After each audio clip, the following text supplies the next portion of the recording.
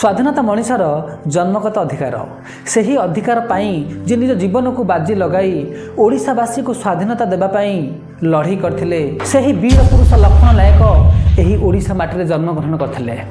तेणुकरी आज 4 कोटी ओडिया तांकु नहीं गर्व करुछन्ते। कठिन समय मनीष दुर्बल हो जाए से दुर्बलता को जी सबलतार परिणत कर दिए से ही व्यक्ति ही सफल होता है।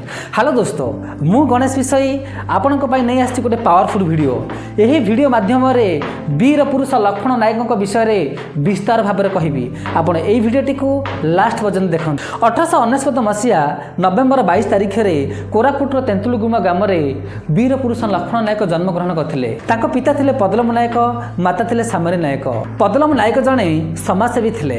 तेणुकरी समाजर प्रत्येक व्यक्ति सहित से मिलमिशी एकत्रित भाव काम करथिले। तेणुकरी से मुस्तादार भाव नियुक्ति पाइथिले। पदलम नायकंकर 3टी पुओ थिला। से 3टी पुओ मध्यरु लक्ष्मण नायक हेले मझिया। लक्ष्मण नायक छोट बेलर ही साहसी एवं सबु क्षेत्र में आगुआ। से पदलम नायक लक्ष्मण नायक को बहुत भल पाउथिले। लक्ष्मण नायक गाँ को स्कूल रो कौन सुविधा नथिला, रास्ता घाटर कौन सुविधा नथिला, चारिपटे पहाड़ पर्वत नदी नाल। तेणुकरी से छोट बेलरू ही पढ़ार सुजोग पाई नथिले। किंतु तांको बापा चाहूथिले जे से अधिक पाठ पढ़ू। तेणुकरी पदलम नायक कोलाप नदीर बाली पीठरे सिलट करी से अक्षर शिक्षा देइथिले। लक्ष्मण नायक मध्य पाठ पढ़ी किसी जीवन में गोटे करने से सबुबले चेष्टा करथिले। भाग्य जदि दुर्भाग्य परिणत हो जाए से दुर्भाग्य को सौभाग्य परिणत करिवार लक्ष्मण नायक को भल भाव जना थिला। 19 वर्ष बयस मंगुली को विवाह करी लक्ष्मण नायक बापांकर मुस्तादार पद को संभाली थिले। सेही ठारू आरंभ होईछि लक्ष्मण भूमियारू लक्ष्मण नायक। दिने लक्ष्मण नायक ब्रिटिश मानक अत्याचार विरुद्ध में तांका बापा को कहले, किंतु तांका बापा ब्रिटिश मानक अत्याचार विरुद्ध में स्वर न उठेबा मना कले। कहले ये होची इंग्राजी सरकार, जदि एमानक विरुद्ध में स्वर उठाइबू तेबे माड आम उपरे ही उल्टा पड़िबो। तेणुकरी इंग्रेज मानक विरुद्ध में स्वर न उठाई निज काम ध्यान दे। किंतु से तो लक्ष्मण नायक से कौन बापा कथा शुणिबार थिला, से केबे भी मध्य बापा कथा शुणी नथिला। ब्रिटिश मानकर साहस एते बढ़ी जाइथिला जे से माने मन इच्छा कर आदाय करिवार, आदिवासी मानकर छेली कुकुड़ा को जो जबरदस्ती नहीं जिवार, पार्टी खोलिले माड, लाठी पहार, झील बोऊ मानकर इज्जतबदी खेल खेलिबार। से समय कौन सी व्यक्ति मुह खोलिबार नहीं। किंतु लक्ष्मण नायक सही समय इंग्रेजी मानक विरुद्ध में लड़िया अंटा भिड़ी थिले। गाँ को गाँ जाई लोक मान को एकजुट करी स्वराज्य विषय जनइबार, लोक मान को कहूथिले कर न देबा पाई। लक्ष्मण नायकंकर एकाडेमिकल एजुकेशन नथिला, किंतु व्यवहारिक एजुकेशन लीडरशिप क्वालिटी भरपूर थिला। छोट बेलू ही साहसी एवं लीडरशिप क्वालिटी भरपूर थिला। तेणुकरी से लोक मान को बहुत शीघ्र कन्भिन्स करदेबार, से लोक मान को कहिबार जदि आम कर नदेबा इंग्रेज माने छाड़ी चली जिवे, आमको केबे भी मध्य आ कर देबाकू पड़िबनी, आमे स्वाधीन हो जिबा।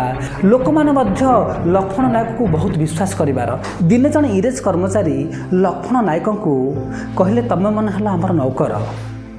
कारण ना लक्ष्मण नायकंकर मनोबल दुर्बल करने से ही समय लक्ष्मण नायक उत्तर देले आम मैंने तुम नौकर नुह, आम मन हेलु तुम ईश्वर। जो भारत माटी आज तू अच्छु से ही भारत माटीर संतान हेलु आमे। तुमर ये अत्याचार ये अन्याय बेसी दिन रहिबो नाही। एतिकी कहवा समय से इंग्रेज ऑफिसर जनक डरी उठिले। साहसी लोक को दुनिया कमजोर भावी थांती, से ही कमजोर को ही साहसी लोक अस्त्र बनी थांती। 1922 मसीह असहयोग आंदोलन चली। से समय गांधीजी गोटे नारा देथिले, कर या मर। यही नाराटी भारत नुह विश्व इतिहास रे प्रसिद्ध। यही नाराटी लक्ष्मण नायक को बेस प्रभावित करथिला। यही नाराटी को सक्सेस करबा पई लक्ष्मण नायक शह शह कर्मी को एकत्रित करी माथिल थाना घेरो करबा पई चेष्टा करथिले। अहिंसा माध्यम रे माथिल थाना को घेरो करबा पई से रणनीति तैयारी करथिले। काहेकि ना से गांधीजी को आइडियोलॉजी रे बहुत प्रभावित थिले। से अहिंसा को बहुत भल पाउथिले। से केबे भी मध्य हिंसा को सपोर्ट कर नथिले। तेणुकरी लक्ष्मण नायक को आज कोरापुटर द्वितीय गांधी बोली कह जाउची। शह शह कर्मी माथिल थाना को घेरो करबा पई ଆଗକୁ ବଢ଼ୁଛନ୍ତି। ସେହି ସମୟରେ କିଛି ଲୋକ ଲକ୍ଷ୍ମଣ ନାୟକକୁ ବୁଝେଇଲେ, ଲକ୍ଷ୍ମଣ ନାୟକ ତମେ ସେହି ମାଥିଲି ଥାନାକୁ ଘେର କରିବା ପାଇଁ ଯାଅ ନାହିଁ। କିନ୍ତୁ ସେ ତ ଲକ୍ଷ୍ମଣ ନାୟକ, ସେ କ'ଣ କହିଲେ ନା ଏ ପାଦ ଆଗକୁ ବଢ଼ିଛି ପଛକୁ ନୁହଁ। ସେ ବି ମଧ୍ୟ ଆଗକୁ ବଢ଼ିଲେ। ସମସ୍ତେ ମିଶି ମାଥିଲି ଥାନାକୁ ଘେରାଉ କରିଲେ। ମାଥିଲି ଥାନାର ଅଫିସର ମାନେ ଡରି ଉଠିଲେ। ଲକ୍ଷ୍ମଣ ନାୟକ ଭାବିଲେ ବ୍ରିଟିଶମାନଙ୍କୁ ଉପଯୁକ୍ତ ଦଣ୍ଡ ଦେବା ଏହା ହିଁ ଠିକ୍। ସେ ପ୍ରତ୍ୟେକ ସ୍ୱାଧୀନତା ସଂଗ୍ରାମୀ ଗୋଟିଏ କଥା କହିବାର, କର ୟା ମର। ଶହ ଶହ କର୍ମୀ ମାଥିଲି ଥାନାକୁ ଘେରାଉ କରିବା ପାଇଁ ଯାଇଥିବାରୁ ସେଠିକାର ଅଫିସର ମାନେ ଆୟତ୍ତ କରିପାରିଲେ ନାହିଁ। ଥାନାର ଉପରେ ତିରଙ୍ଗା ପତାକା ଲଗାଇ ଦେଇଥିଲେ। ସେହି ସମୟରେ ଅଫିସର ମାନେ ନିରୀହ ଲୋକମାନଙ୍କୁ ଗୁଳିଚାଳନା କରିଥିଲେ ଏବଂ ସେହି ଗୁଳିଚାଳନାରେ ବହୁତ ଲୋକ ମୃତ୍ୟୁବରଣ କରିଥିଲେ ଏବଂ ବହୁତ ଲୋକ ଆହତ ମଧ୍ୟ ହୋଇଥିଲେ। ଶେଷରେ ଲକ୍ଷ୍ମଣ ନାୟକଙ୍କୁ ମଧ୍ୟ ବନ୍ଧୁକରେ ପିଟି ପିଟି ରକ୍ତାକ୍ତ କରିଦେଇଥିଲେ ଏବଂ ତାଙ୍କ ନିଶକୁ ଚିମୁଡ଼ାରେ ଉପଡ଼େଇ ଦେଇଥିଲେ। ସମସ୍ତେ ଭାବିଲେ ଲକ୍ଷ୍ମଣ ନାୟକ ମରିଗଲା। ଏହା ଭାବି ଲକ୍ଷ୍ମଣ ନାୟକଙ୍କୁ ଗୋଟିଏ ଗଛ ମୂଳକୁ ଫୋପାଡ଼ି ଦେଇଥିଲେ। ଝିପି ଝିପି ବର୍ଷା ହେଉଛି, ଶୀତୁଆ ପବନ ଦେହରେ ବାଜୁଛି। ସେହି ସମୟରେ ଲକ୍ଷ୍ମଣ ନାୟକଙ୍କର ହୋସ ଆସିଲା। ଲକ୍ଷ୍ମଣ ନାୟକ ଦେଖିଲେ ନା ଚାରିଆଡ଼େ ମୃତାହତ ଶରୀର। ଏହି ଶରୀର ଦେଖି ସେ ବିକଳ ହୋଇପଡ଼ିଲେ। ଏହି ଶରୀର ଦେଖି ସେ ପୁରା କାନ୍ଦି ପଡ଼ିଲେ। କିନ୍ତୁ ସେହି ସମୟରେ ଲକ୍ଷ୍ମଣ ନାୟକଙ୍କର ଗାନ୍ଧିଜୀଙ୍କ ନାରା ମନେ ପଡ଼ିଗଲା। ତେଣୁକରି ଲକ୍ଷ୍ମଣ ନାୟକ ରାତାରାତି ଜଙ୍ଗଲ ଦେଇ ଜୟପୁର ଚାଲିଯାଇଥିଲେ। ଯିଏ ତଳେ ପଡ଼ିଯିବାକୁ ଡରେ ସିଏ କେବେ ବି ମଧ୍ୟ ଉଡ଼ିପାରିବ ନାହିଁ। କିଛି ଦିନ ଜୟପୁରରେ ରହିଲା ପରେ ଲକ୍ଷ୍ମଣ ନାୟକ ଶୁଣିବାକୁ ପାଇଲେ ପୋଲିସ ମାନେ ତାଙ୍କ ଗାଁର ନିରୀହ ଲୋକମାନଙ୍କୁ ଜିଅନ୍ତା ଜଳାଉଛନ୍ତି। ଏସବୁ ସହି ନ ପାରି ଲକ୍ଷ୍ମଣ ନାୟକ ପୁଣି ଆସିଲେ।